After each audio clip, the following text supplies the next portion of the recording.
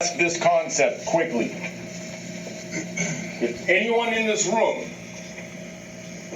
is looking for an instructor, a drill instructor, a sergeant or lieutenant to get you through this academy, get up and get out now. It's not going to happen. I'm not here to get you through the academy. That's not my function. It's not my job. My job is to place obstacles in front of you. It's your job to develop a process and how to get through those obstacles and move forward. My job is to make things uncomfortable. Discomfort promotes change, promotes better habits. From there, it's up to you whether you develop the self-discipline to sustain those habits moving forward. Make sense? Yes, sir. If you're looking from the outside, for outside factors to get you through this academy, do not come back on the 8th. Is that clear? Yes, sir. Good morning, everyone. Welcome to F.I.D.O Talk with Dave Thompson. On today's episode, I'd like to get into reacting versus responding as a leader.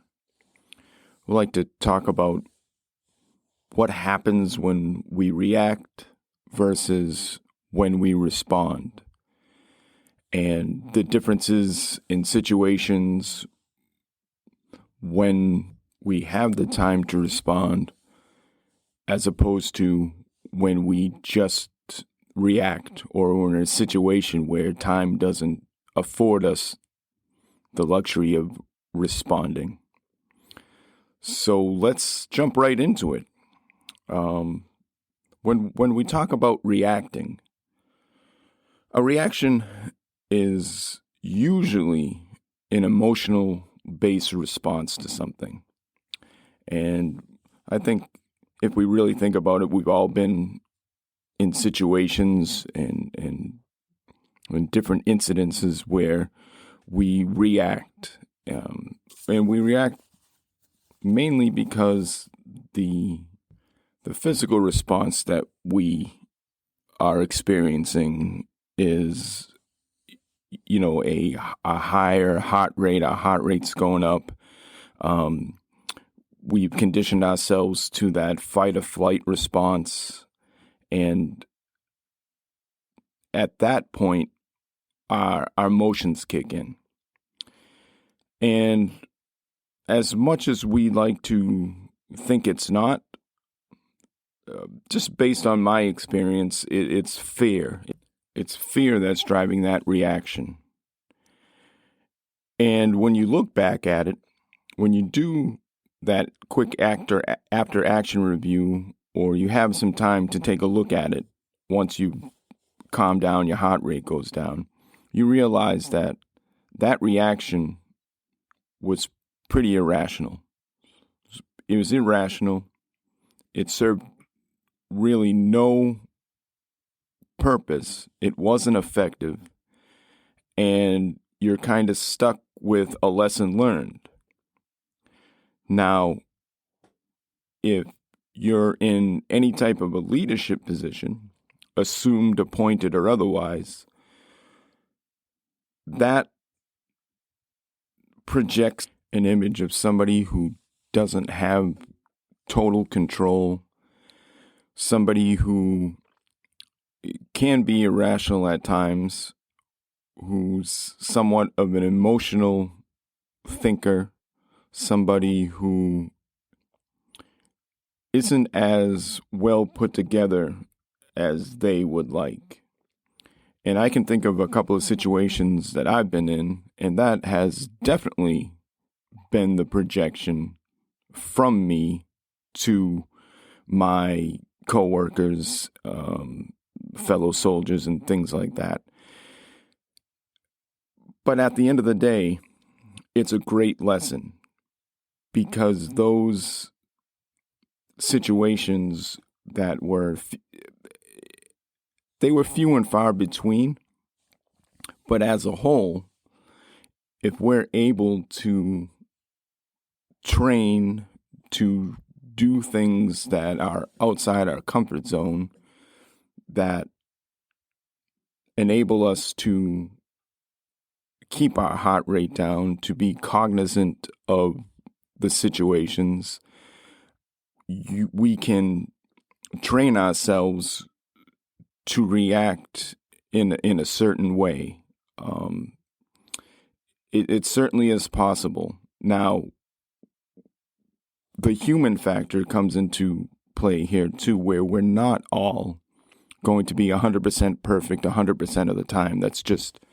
That's not logical. That's not feasible. It's not rational. It's not to have that expectation of yourself, your teammates, your managers, leaders, bosses, whatever. That having that expectation sets the bar incredibly high, and in my opinion, it's just unattainable.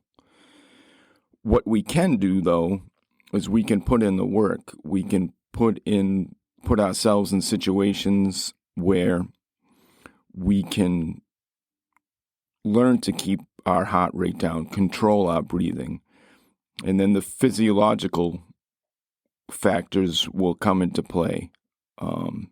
We can control that fight or flight response. We can learn to use that level of fear to push us in the right direction versus holding us back.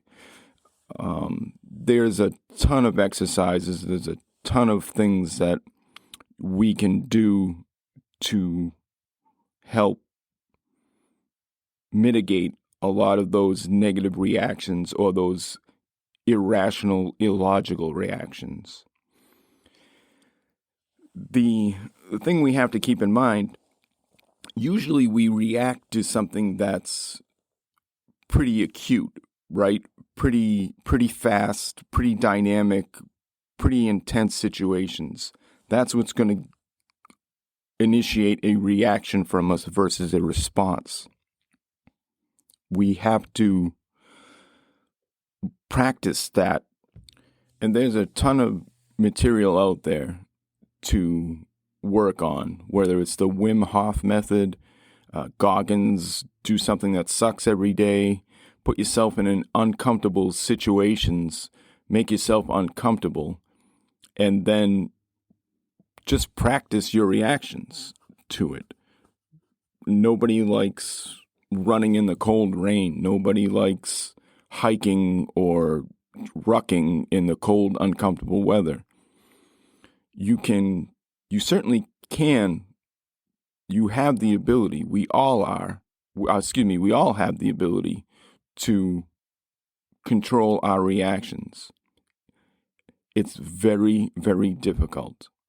It's definitely not going to be easy. And for those who are in any type of high pressure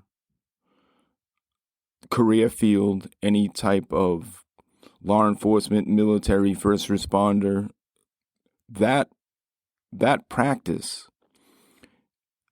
in controlling your reactions will pay dividends. It will absolutely pay dividends, especially as you ascend. And if you're influential leader, you're an assumed leader, people look up to you, or you have that appointed role, you have the rank, you have the title, you have the position. Somebody who can react in a rational manner, not necessarily make the right call 100% of the time, because again, that's just not feasible. But somebody who's got the approach of they're going to be looked at to make a reaction that is beneficial and more times than not is the right call for the situation, it's indispensable. It leads to credibility, respect. It leads to people coming to you for a right approach or the right answer. And when that happens, that's when the leading comes in. It leads to the projection of having a low ego. It has a projection of having integrity, especially if the reaction is wrong, owning that, taking accountability, making a lesson learned, not only for yourself, but for everybody else. And it also leads to understanding the human element, that we all make mistakes. We all make the right decisions. We all make the wrong decisions. We all react appropriately, and then sometimes we act inappropriately. It's a human nature. I don't think it's anything that you're going to practice so your reactions are correct 100% of the time. I just don't think that's feasible. Because in every situation, no matter how much we practice and plan, Murphy's Law always has a say in what is going on. So to have that expectation, again, is just, it's unreasonable.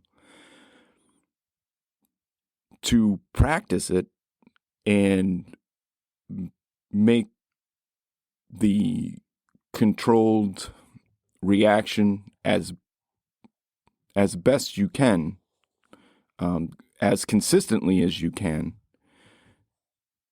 is certainly one approach that is certainly preferred. Now, as far as responding goes, well, responding is something we can do, especially if it's a situation where the decision doesn't have to be made right then and there. It's not a split-second decision. It's something that we can have an approach of logic, of structure, of trying to gain the best available information given the situation, and then taking some time. If it's a situation where the decision will affect something or somebody in a very negative way, the response will be responding to that versus reacting to it will be more beneficial to everyone involved. If we do what we can to take the emotion out of it and just look at the kind of just the facts, look at what needs to be done, how we can break it down, if there's any mitigating factors, if there's any contingencies, whatever information that we can obtain, and then make the best decision for the mission first, or whatever the overall organizational goal is, then the team, the people in the organization, and then me as a leader. If we can do that and then come to some sort of rational, logical response, that is what's going to help the overall mission. It's going to help the overall team versus a more of an emotional reaction to something. When we have something that's pre-planned or something that is, whether it's a project or something that comes with a deadline, we tend to take a more structured approach as far as planning, deadlines for the objectives leading up to the overall goal. We tend to take a more slow, methodical approach to how we're going to achieve that overall goal. That is a response. That is responding. versus given a task and my reaction is we're doing it this way and that's it. We're doing it this way, one way, without any type of linear thinking, without any type of big picture thinking. We're just going ahead and play small ball, do it my way or the highway. That type of approach is definitely more of a reactionary approach than it is a response. I can say personally that I have benefited the most from a type of leader, four that I can think of right off the rip, that were much more methodical, were much more deliberate in their approaches to decision making, to pre-planned tasks and pre-planned missions and goals than I was to people who were very reactionary. And in my opinion, the reactionary ones were pretty egotistical.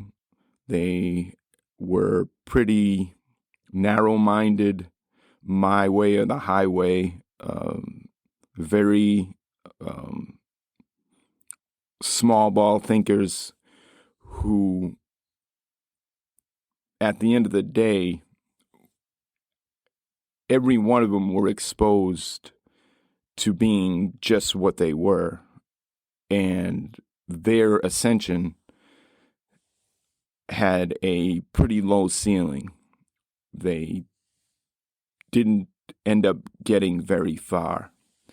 Now, what I mean about getting very far, their appointed position may have been, higher as far as their level of respect from their subordinates, their trust and credibility. It was as low as you can get. As far as those people being the go-to as far as help and direction, guidance and advice, it just didn't happen. The ones who have more of an open mind, as low of an ego, the ones who understood the importance of big picture thinking, the kind of methodical, structured approach to responding versus straight reactions, were the ones that were definitely the go-to. They were the ones who people sought out advice from. These people were the true leaders, and some of them did ascend very well, made it up in the ranks in as appointed leaders. But there are more than a few that I know of who definitely did not. But those are the people that made things happen. Those were the go-to people. Those were the true leaders, the ones that got the mission done, those ones who hit every objective.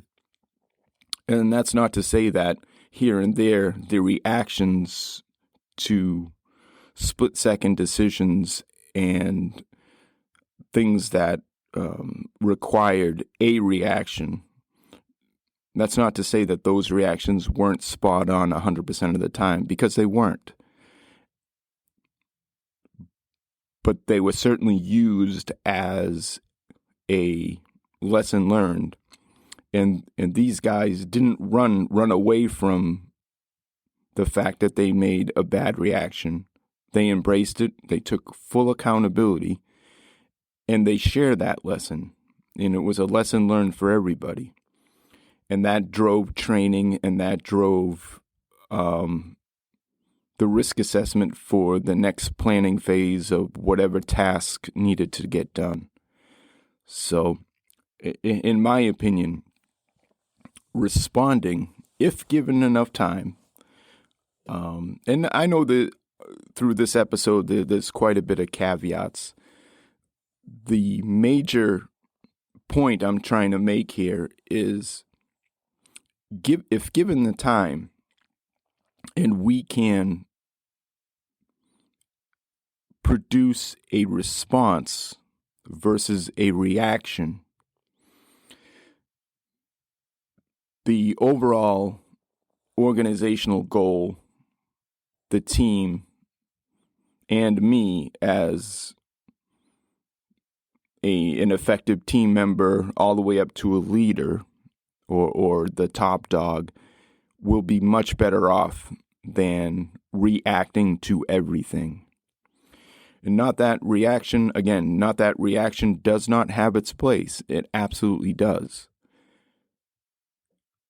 The right reaction, the appropriate reactions can be practiced. There's a time and a place for everything. Just my 2 cents today when it comes to reacting versus responding. I've had some experience in both. I've certainly had some failures in both. At the end of the day, they're all lessons learned. And it has enabled certainly me and some teams I've been a part of to drive on and have some success when it comes to, overall missions and things like that. So that's about it for today. Just some quick words to think about. And again, I appreciate everybody's support. I appreciate all the listens, all the downloads. It's been a hell of a lot more positive response than I could have ever hoped for. So again, I appreciate you guys. I appreciate your time. I know time is our most precious commodity, and for you guys to give up some of that time to listen to some of the stuff I have to say and things that I have to put out definitely means the world to me. So all you guys out there, keep kicking those fucking doors in. And as always, F.I.D.O. Thanks, guys. I want to thank everyone for listening to this week's episode of F.I.D.O. Talk with Dave Thompson. If you would, please subscribe and review. It helps a lot. Share the word with your friends and family. Have them check it out and provide some feedback. We'd love to hear it. Check us out at barebonesleadership.com for the latest blog and different perspectives on everything leadership. Follow us on the gram and on our newly updated Facebook page. Share your comments, your thoughts, your reviews. Any and all feedback is always welcome. And don't forget, keep kicking those fucking doors in, and as always, F.I.D.O. I appreciate you guys listening. Take care, and see you next time.